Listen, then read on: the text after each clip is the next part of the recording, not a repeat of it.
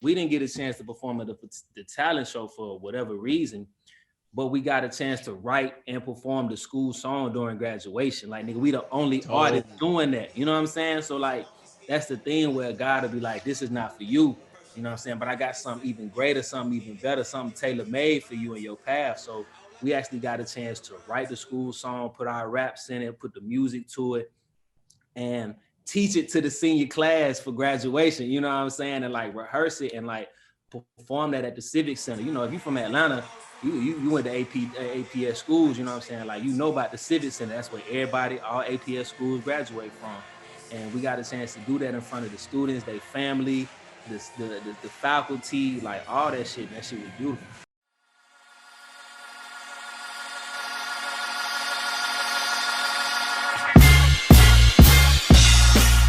Welcome into the Morning Hustle with Headkrack After Hours. It's two dudes, man, who's taking the hip-hop world by storm. And just to sit back and watch how far they have come in the last few years is nothing short of awe-inspiring. One time for Olu and Wild Great, a.k.a. EarthGang. What up, fellas? What's happening? What's happening? Man, yo, I said it in the intro, man. Like, yo, this last 6 years has been a hell of a ride for you fellas, man. To watch y'all, like, doing like stuff like the department store, the open mics, to like, pre-COVID, damn near never being home because you guys were always on tour. I mean, like, how much has changed for y'all in the last 6 years? A significant amount, man. The fan base has grown. The craftsmanship within our own music has grown a lot. You know what I'm saying? We've learned a lot about catering to what our fans like and what works at shows. And it's a different game. We in the league now. You know what I'm saying? We really in the league. In the league and in the conversation, you know what I mean? I see you guys pop up randomly a little and for those who don't know the story, you guys met in the 9th grade, right? Yeah. And who made that first step towards who, as far as like making the introduction, and what was that common bond y'all had? I think what my earliest memory is, before me and Olu was really friends, he came up to me in like near the lockers and asked me had I heard a song, asked me had I heard that Diamond in the Back. And that old Diamond in the Back, not the ludicrous one, like the Curtis super Mayfield joint. Yeah, but we found out later it wasn't Curtis Mayfield. We thought it was Kurt. But I think there's an original that's even before him of that song. I only know that Kurt. I don't know the other. I don't remember that. You got to put me on. But I swear to God, we found that out. But I don't know. Hey, either way, we wanted over Curtis Mayfield initially, though. That's a band and the clips. We were listening to the clips a lot. Got you. So from there, all right, the bond is music. Olu, when did you get to the point to realize that, hey, this is a guy I want to rap with? I mean, I feel like everybody in the school was rapping. You know what I'm saying? It's Atlanta, so everybody was rapping at some point in some way. But I know, like, just in school and class, you know what I'm saying? Like, I could always tell the intellect of people by how funny they are, bro. Like, to me, when you funny, that means you smart, you got a lot going on, you got a crazy way of thinking at things. And like, we would just spend wild days in class just like laughing at everything, like with the teachers, with the students, folks in the hallways and all that shit. And I'm like, man, you know what I'm saying? Like, and then like he was in the band, and like the connection with, you know what I'm saying, the band students and students who wasn't in the band like myself, but was musically and talented, musically inclined, and like respected it, was always there. Like we was always boys, and I would like even go into they classrooms and just like be in the building. Like, man, I know I ain't in band class, but I could do this shit too. You know what I'm saying? So it's like that synergy was always there. And after a while, it was just like, like pull up to the studio. You know what I'm saying? Like, let's see what we can do. Let's see what we can work with. We had our partner Mercy, who had the in-home studio in Atlanta, Georgia. We really just had a chance to kind of like just explore our talents and like really like discover. Like that's a time when you in high school and stuff where you really trying to discover. You in that discovery stage of like, what am I good at? What do I love? What makes me happy? What do I enjoy in the moment? You know what I'm saying? And for us, it was music.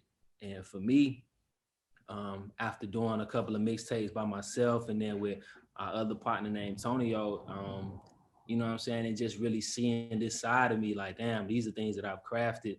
This is an art form that I'm really fucking good at. It's like, I really want to pursue this, you know what I'm saying? So then I approached him with the idea, you know what I'm saying? And then from then it was just took off. Now, did you guys do the obligatory thing that talented people can't wait to do during the high school like era? Did you guys perform in the school talent show together as a group? Hell yeah. How did it go? It's funny because wait, hold on. I feel like one of them didn't get a chance to perform at. Yeah, like one talent show we didn't get a chance to perform at. I feel like we went, but we didn't get a chance to perform, and that's funny because that was the one where 3000 had came to. Like he just came. Wow.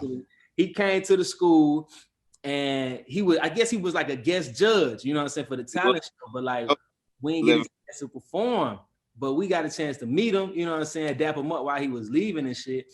And this is like prime Love Below 3000, you know what I'm saying? Like after that, like this is like Idlewild OutKast.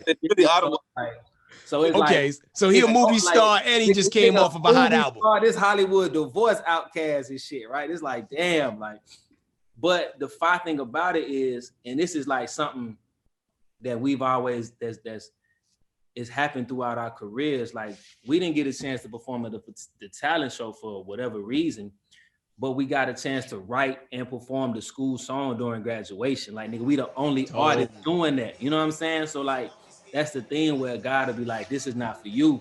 You know what I'm saying? But I got something even greater, something even better, something tailor-made for you in your path. So we actually got a chance to write the school song, put our raps in it, put the music to it, and teach it to the senior class for graduation. You know what I'm saying? And like rehearse it and like perform that at the Civic Center. You know, if you're from Atlanta, you went to APS schools, you know what I'm saying? Like, you know about the Civic Center. That's where everybody, all APS schools graduate from. And we got a chance to do that in front of the students, their family, the faculty, like all that shit. That shit was beautiful. Wow, great. Do you feel like that was an even trade, or would you have preferred to perform at the talent show? No, I think the graduation was a good look, especially for where I was at that point in my life. I'm 17. You know what I'm saying? I want to. The graduation was a spotlight and really a precursor to so much stuff. I often wonder how many people were at that graduation that remember we did that and see what we doing now and do they like, you know what I'm saying, put the pieces together. Because I even remember around that time, you know, it's high school, so some kids is like, yeah, that's dope. We got some of our own rapping, and then you know, it's also some kids in your same class like, man, that shit whack, man. Yeah, but them niggas was singing that shit though, because they had, you know what I'm saying, like, to walk across the stage. Like, and hey, the video out there on YouTube somewhere. If y'all know how to use the YouTube, y'all really could search it. My partner, his father recorded it and put it on YouTube, so it's out there somewhere. So on the search, do I do like EarthGang does the graduation? I mean, EarthGang does the graduation song. Yeah, you got EarthGang graduation, Civic Center. You just put in the keywords, man. You gonna find it somewhere out there. That's dope. That's dope, man. So, you know, when you think about like, you know, you guys hit the studio, you got these demos cooking, you know, your sound is starting to come together. What's the first song that you felt like was really a true picture of what EarthGang is? That's a great tough question. Cause the first song to make you feel, wow, that's crazy. Cause we was making a lot of songs and performing them, but I would like to say the first one that made me feel like people was really rocking with us was something that people like jumped to when we got on stage. Wow. I feel like every artist has those records in their catalog that they were their first songs, but like you hide them under the stairwell like Ugly Children. You know what I mean? Like, it didn't age well, you know?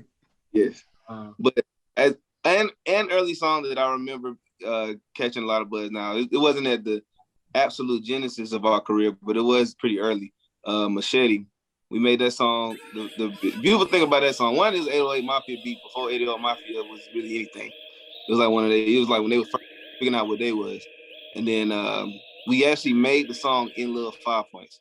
You know what I'm saying? So it was like a whole bunch of like cool things about Atlanta that just made it go together. You know what I'm saying? Like we had just got back home from school. We was in little 5 points. That's 808 Mafia had a little studio house out back there.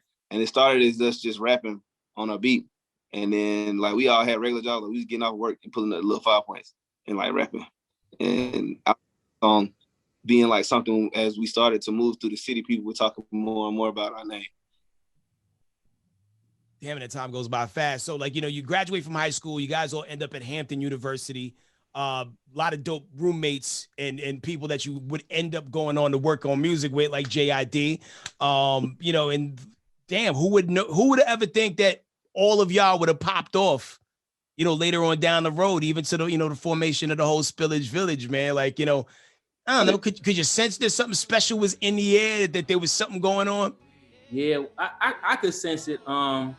Just being at Hampton, you know what I'm saying? A lot of people had a strong entrepreneurial spirit, you know what I'm saying? And also with the way that the administration was and how strict it was, there was also like a rebellious spirit, you know what I'm saying, with the students, which is something that I always loved, something that I always respected, because, you know what I'm saying, hip hop was, rap, whatever you want to call it, was formed through rebellion, you know what I'm saying? Like, this is us telling our story, telling our truths, and like the powers that be all never liked it in the beginning, you know what I'm saying? So it's like I could always just see certain people, like, you know what I'm saying, like, this is the world that I'm living in, this Hampton world, but like I'm gonna tell my truths and I'm gonna represent where I'm from, whether it's being a manager, you know what I'm saying, or whether it's people who want to be in the music business with law, or whether it's people who wanted to be artists and was doing some whole other types of things in their career. I mean, with their major, it was just like I could feel the creative energy and the synergy of people being like, okay, you fit this piece of the puzzle, you fit this piece of the puzzle, you fit this piece of the puzzle. And the fact that we was all Black people is a beautiful thing. Got you. Now, from what I understand, you guys left Hampton University not under the best circumstances. You know, has anybody from the school ever reached out and be like, hey, let's let bygones be bygones? How would you guys like to perform at our homecoming or something like that? No, they ain't, but I know it's coming. The thing about being great is like eventually everybody wants to attach yourself to what you're doing. If you're really doing a good thing and you really like are moving in it, moving and inspiring people and influencing people, then eventually people want to attach their name to it. So like you know what I'm saying, the mailbox open, the text is Yeah, I'm sure that phone gonna be ringing between point A and point B, man, because the trajectory y'all brothers been on has been ridiculous. There's been times where like I've tried to reach out to y'all for just like, you know, minor things. They're like, we're not even in America. You know what I'm saying? And it's just like shit, you know what I'm saying? Like to come from rocking, you know, the hole in the wall spots, being a little 5 points. And I feel like because like when you guys were like rapping at little 5 points, this is probably like what, 2000 what? 13, 14, something like that. Yeah, I feel like there had to been times when I was going there to get like Arden's Gardens or some shit, and y'all was probably out there, and you know, I just thought there was just dope dudes on the corner rhyming. 100% inside there, bro. We was like a little 5 point, like deep in the little 5 points where for me in particular, since probably like 2000, like I was like a little kid taking the MARTA bus by myself to little 5 points when I first could like get out. So we've been like deep in little 5 points. We done stood in the lines at Wish to getting the VIP walk through the Wish to now all you got partners running Wish, you know what I'm saying? So we've been Yo, anytime something exclusive would drop, you know, anytime you had the plug to be able to jump ahead of the line and be sure you get that, man, like that was always special. I remember when What the LeBrons came out, my son wanted them really bad. And like, I knew somebody that knew somebody and it just happened to work out. Like, is there anything that's gone from little 5 points now that y'all miss? Oh, wow. I don't know. I say because, and it's just me being an Atlanta head, I would say personally just because of all the new development over there, like all the new places to live, it is just a little more, it feels a little less homey. But it's cool though, you know what I'm saying? It's just growing. That's just life. That's just the city growing. But like you walk the 5 points, you knew every face pretty much that you was gonna see along that way. Even if you didn't know everybody's name, you seen the same folks every time. Yeah, I low key live over here right now, you know what I'm saying, right out the cab. And like I still walk through there and still able to move and stuff like, but I think I just travel so much and I've just gone so many places that, you know what I'm saying, like it's cool to be in this atmosphere and shit. And I really just still appreciate it. They trying to keep the essence, you know what I'm saying? Because they know that's what makes Little 5 Points itself, you know what I'm saying? Like the essence of it and the bohemianness of it, like the city of Atlanta needs a place like that, you know what I'm saying? Like it's akin to the West End, you know what I'm saying? Like to me, you know what I'm saying? So it's definitely needed. Yeah, as a person who's moved around a lot his whole life, it seems like everything that I ever loved gets burned down in my absence. Like, you know, like I was born in New York, and New York is just the epicenter of gentrification. That bagel shop that you used to go eat at as a kid is now a Verizon store. Like, you know, it's so whack. Even watching it happen to Atlanta, like, yo, it hurt my whole heart when Apache Cafe got torn down. Because that was such a vibe for like, you know, anybody who wanted to like go rock a spot in Atlanta and go to an open mic and be a part of the culture. Y'all ever gig up there? Bro, we did so many open mics at Apache, bro. We did like we was regulars at several open mics. Apache, Smith's Old Bar, Graveyard. Yeah, Graveyard, Crucial. We used to be running through them like all the time, like every day after work. One of them was gonna have a spot to rap at. And we would tell people, we would tell like everybody we knew, come on, we got a show, like we got an actual like show. It's really just we just pulling up to hope we get that mic with their long wire on it, getting tangled up in that wire. You know, that one always had the good sound. Yeah. Yo, like, you know, so like being a group and being a part of a group dynamic, it's tough because if you look historically, there seems to always be a point in time where there's like friction. Somebody may pour more energy into one person than the other, but with y'all, it seems like everybody loves y'all equally. And, you know, you don't have that weird ass dynamic that a lot of groups have. Has that helped you guys hold it together longer? Or do you guys still kind of like, you know, have your disagreements like brothers sometimes do when you're around each other all the time? I mean, brothers disagree and brothers agree. And I think within our brotherhood, we are also part of a family that is like, you know what I'm saying, at the end of the day, the family goals is what the goals is. And I also think that, you know what I'm saying, the beauty of any type of partnership or any organization or whatever is the ability, the freedom to let people grow, you know what I'm saying, the freedom to let people continue to live their lives, and the respect that you have in supporting, you know what I'm saying, those decisions and things, and supporting it. Like we said, like we come together to see a goal and, you know what I'm saying, to grow from there. But, you know, we all have our lives and we all have our journeys and the things that we want to do and accomplish in life. And, you know, it's important to allow that to be a part of life, because that's the beauty of life, you know. Like, you know, you talked about growth. Is it harder to maintain the magic because you guys are both growing? Because like when you started doing this, you guys were kids. So now here you are, you know, touching 30, a little bit past the finish line of 30, got, you know, family things, obligations, things like that. Has it changed the magic in the studio? Hell nah. Well, I say no, I think because the magic is life.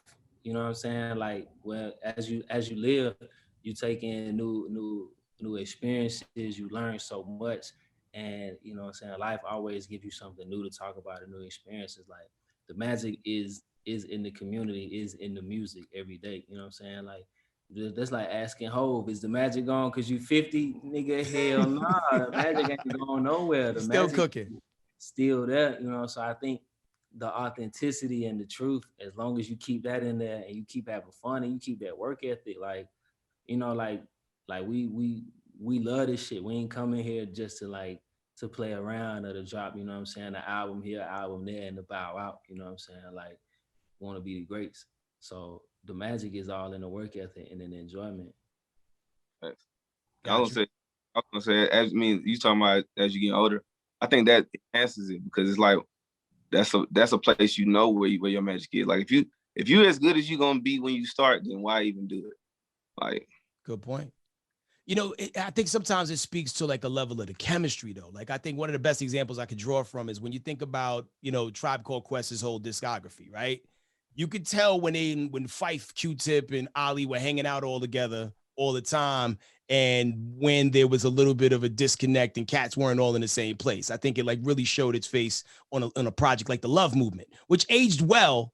You know, when you go back and listen to it, but when you listen to it at the time, it's like, yo, this is good, but something don't seem cohesive. It wasn't until you saw the documentary when he really broke it down. Well, at this time, Phife was living in Atlanta and he was mailing his verses in and stuff like that. You know, sometimes when you get those adult obligations, you don't get a time to hang out with your buddies as much and go, you know, live life and experience those things that help write the records. But y'all haven't ran into that yet, I imagine. I was gonna say, I was gonna ask you, I was gonna ask you which project. What's the project you just said with Tribe Called Quest? The Love Movement by Tribe Called Quest. That's a project I need to revisit if I've ever visited at all. Cause all the Tribe I know is like, what the call better get a milkshake, like the early stuff. So that's like, okay, yeah. You talking about Midnight Marauders, 8 Million Stories, that one right there. Yeah, 8 Million Stories. So like, because of my late exposure to them, I didn't really know how that's interesting to learn more of their story. But as far as EarthGang goes, I think, you know what I'm saying, like, yeah, we got grown-up obligations as we get older, you know what I'm saying? Olu taking care of his family, I'm taking care of my family, you know what I'm saying? That just is what it is. Like we not, and I know this is we turn into the heads of families, you know what I'm saying? That just is what it is as you get older, and especially as you achieve more, that's who people look into. It's like, okay, well, at least they doing something that I know that they're gonna do. So it's like, so yeah, that occurs, but like you said, I think you just flip that and pour it into the magic, you know what I'm saying? I think that just makes it stronger. Have you ever had situations with people in the family dynamic, you know, because like not everybody has the same ambition and dreams as you do. Has people ever tried to, you know, not like, you know, keep you from doing what you want to do, but shit on you, discourage you, shit on your dream, and like be like, yo, man, how long you gonna keep pursuing this? I mean, that's life. That's life. Everybody got an opinion on what somebody else should be doing in life. You know what I'm saying? Like, but you gotta listen to yourself. You gotta listen to your heart, and you gotta find the people who believe in you and believe in the things that you're doing and reaffirm it. You know what I'm saying? Like, you really can't listen to other people sometimes if they don't have your best interests at heart, or if they're telling you from an experience of themselves or experience of failure in their lives. You know, like, you can't really listen to that. You gotta listen to the people who believe. Got you. Now, when you look at your whole catalog, I mean, you can hear the enlightenment. You can hear the fact that you lived and, you know, you did a lot of great things. You know, I was talking to Olu before we started rolling this interview, and like, cause like, I think last time y'all came to the studio, I was talking about, have you guys ever tried DMT? And I think, great, you said you did, right? I said never. I said never. You said never tried DMT. So was it you, Olu, that tried it? Nah, I don't still have to try to. I'll admit to psychedelics all day. Like, I've tried LSD, but I never. DMT just looks like crack to me, so I just would never. I feel you. I've seen people do it, and I'm like, yo, yeah, that looks very like 1980s. You know, you in the Carter. You know what I'm saying? Basing thing. Yeah, so I was telling Olu, I had the opportunity to go on an ayahuasca retreat this weekend. Oh, that sounds beautiful, bro. It was the most beautiful experience I ever went on, and I went with a bunch of people I didn't know, and like nothing I've ever done can match the feeling I felt on my experience. You know, like I had the opportunity to drink the medicine 3 different times. I see you fill out of space. I see your background. You know what I'm saying? You know, I feel like I've been on the road to this for a while. And, you know, and I know everybody finds like, you know, different levels of enlightenment, inspiration, and energy in different things. What, you know, has anything non-traditional helped y'all in your psychological process to like, you know, expand your mind and grow and tap into the things that you tap into? What do you consider non-traditional? Like, just, I mean, like, you know, like some people just smoke weed and that is what it is. But some people, you mentioned mushrooms, psychedelics. And like a lot of times people look at mushrooms like, oh, that's a hard drug. That's what, you know, white people used to do back in the 60s. But no, like mushrooms help people with PTSD. Mushrooms help people concentrate. Mushrooms help people, you know, connect with nature and like open up that third eye in some cases, you know, depending on what kind of mushrooms you're doing. For me, I guess this might be non-traditional, but for me, it's sobriety. Like, I feel like, and I remember my home when I first started stop smoking. Every now and then I drink a little bit, you know what I'm saying? But when I first stopped smoking, my homegirl, she asked me like why, like what you trying to achieve? You know what I'm saying? And I was like, man, I'm trying to get that feeling that I had when I was a kid again. You know what I'm saying? Because as a child, we ain't need drugs to imagine. We ain't need drugs to have fun. We ain't need drugs to play. We ain't need psychedelics to experience life to the fullest with ecstasy, you know what I'm saying, and passion. And I'm like, man, I just want to get that feeling again too. I feel like I can do anything. The world is mine, and like I'm in tune with my surroundings. And like I feel like that, to me, that's been the most impactful thing I've ever done. You know what I'm saying? Like I say, every now and then when I want to like chill and like have fun, you know what I'm saying? Like I'm with the shits, but like when I'm like really in my zone and when I'm channeling something, when I'm going to a different space and like tapping in, like most of the times I'm really just sober and I really just got the power. You feel me? So for me, that's what it is. How about for you, Greg? Yeah, I don't know. I'm still trying to think of traditional. I feel like everything I don't know. I don't know what traditional and untraditional is. I know to experience psychedelics. I haven't done that in a while. I think the last time I did a psychedelic was sometime in 2020. I know in the pandemic, I definitely took a trip. I took pandemic. And it's cool, but it's not necessarily because I want to make some music. It's just because I just like laughing extra hard at something. You know what I'm saying? It's just another type of experience for me. So I don't really use drugs to make music. I'll smoke some weed in the studio, but that's just because I smoke weed. You know what I'm saying? Like I also just smoke weed. So are you a more of a sativa person or an indica person? I'm sativa through the day, indica with my lady. Okay, that's when you got to woosah, wind it down, chill out. Yo, like I know so many more people that are smoking because of the pandemic, you know, more so than prior. Like I would like my weed smoke probably went up like 3,000%. I was more of an edible guy, but this thing, man, like, you know. Edibles put me away, bro. I never had an edible that I enjoyed the experience in its entirety. Like I always feel way too groggy and just like What was your worst like edible experience? I don't know, but I know I threw it up. I've vomited several times on edibles. Yeah, I gotta take edibles like, you know what I'm saying, slowly, very slowly. You know, I think somebody gave me like a Nerds rope, like the candy, but like, and I ate like a little piece of that shit. I'm sure I ate more than I was supposed to eat. I think you're supposed to take like a little, like this much, and I probably took like a regular piece of candy, like my thumb size, ate that shit, and I definitely was throwing up. Oh yeah, so, yeah. It'll creep up on you and get you good. Yeah.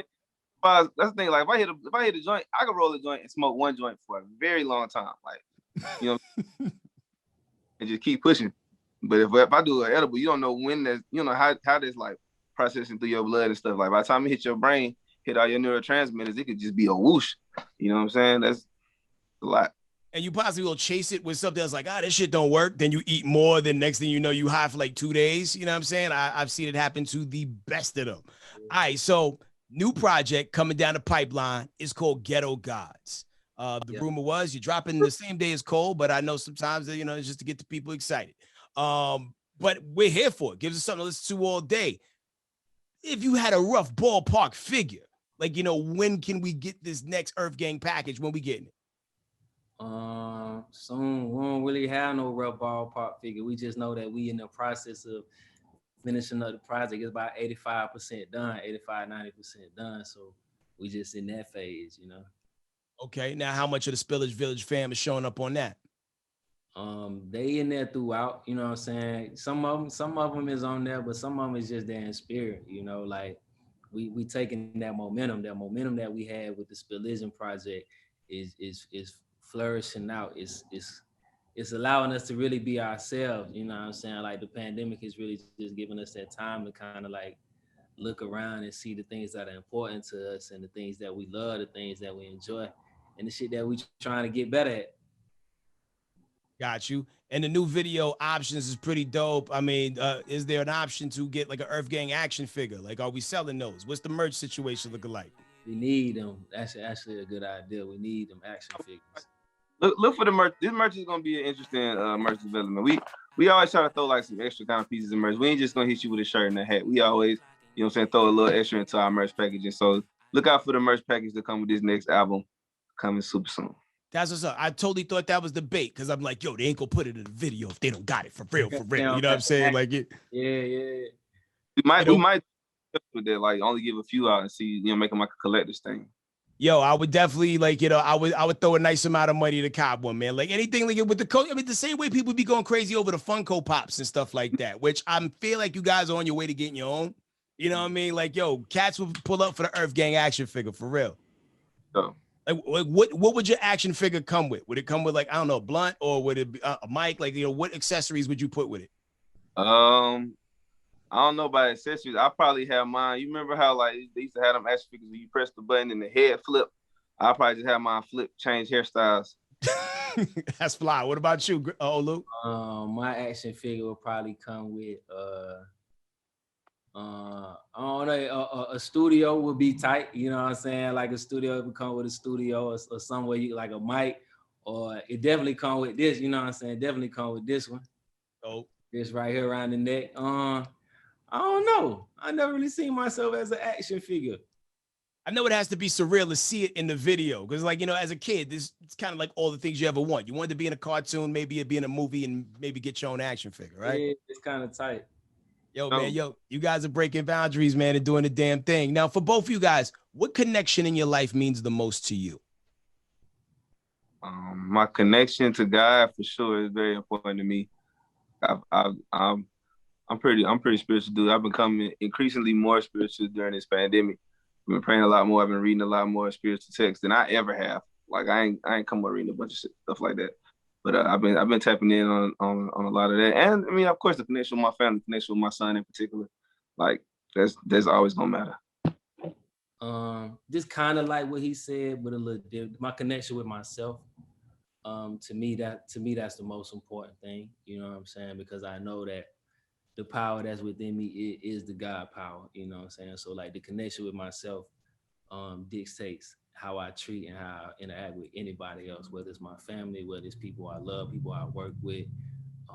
You know what I'm saying? Total stranger. You know what I'm saying? It's the connection with myself first and foremost. If I'm not right, then I can't talk to people right. I can't treat people right. So I gotta make sure I'm good and I'm right first. That's a fair assessment. But yo, brothers, man, I appreciate every time you guys pull up on the platform. Olu, Wild Great, EarthGang is the group, Ghetto Gods is the project. The new single is called Options, featuring Wale. Let's I'm gonna pop that off right now on the air. And what's going on? Anything you want to say on the way out? Oh yeah, Ghetto Gods coming soon. Check out this Options, EarthGang and Wale coming to you right now. Shout out to Headkrack. Headkrack. Salute, Kings, man. I appreciate y'all, man. And yo, if you guys do any like private listening events or whatever to support the project, let me know. I'm there 1,000%. I'm still in town. I'm just working from home. For sure. We'll probably do a little social distance, safe nose swab event. Okay, cool. Yeah, like if they stick my nose one more time, it's gonna hit my brain. Like to go everywhere. It's like, yo, I just keep getting jabbed in my nose. It's like mad trauma. Well, indeed, brothers, man. Y'all stay blessed, man. Thanks for cutting this time out for us, bro. I appreciate you, my bro. All right, later.